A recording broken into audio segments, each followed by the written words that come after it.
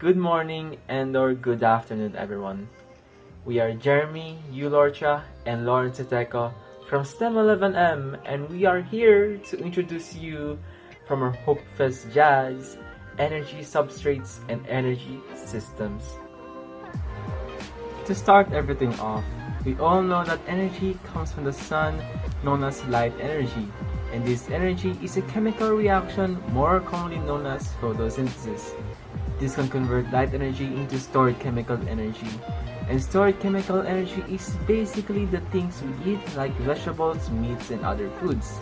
And by this, humans can get energy by eating them, and we can also get the same energy from animals that eat plants or meat as well. Digested food are provided in the form of carbohydrates, protein, and fats.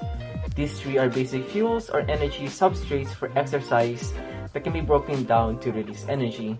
These three have their own basic forms respectively.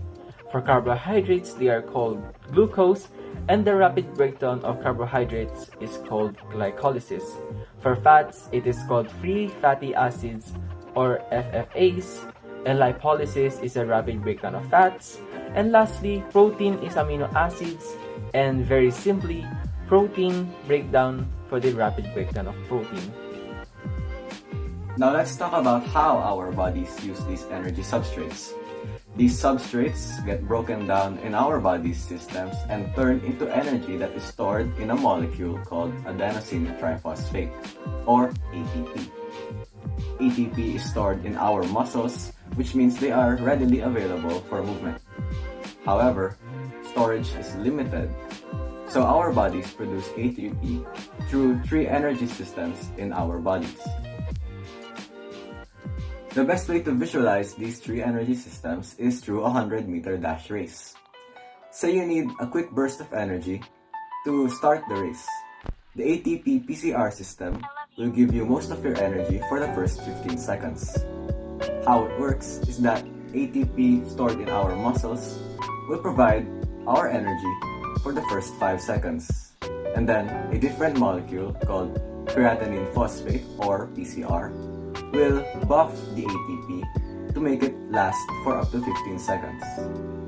The ATP PCR system will give you a quick, very high burst of energy for only a short duration of time.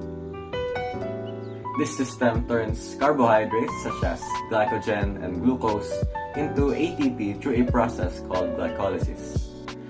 The glycolytic system also gives you a high burst of energy through a short period of time, but compared to the ATP PCR system, this gives you lower amounts of energy over a duration of about 1 or 2 minutes. Now, say after you cross the finish line, you decided to keep running, but only at the pace of jogging. The oxidative system will give you most of your energy. This system requires the use of oxygen to turn carbohydrates, fats, and even proteins into ATP through the Krebs cycle and the electron transport chain. This system can give you low amounts of energy over a long duration of time, so you can keep jogging for as long as you can. Now, you can go even longer by training these energy systems through exercise so that you can get more energy. Your ATP PCR system can be trained through quick and explosive movements.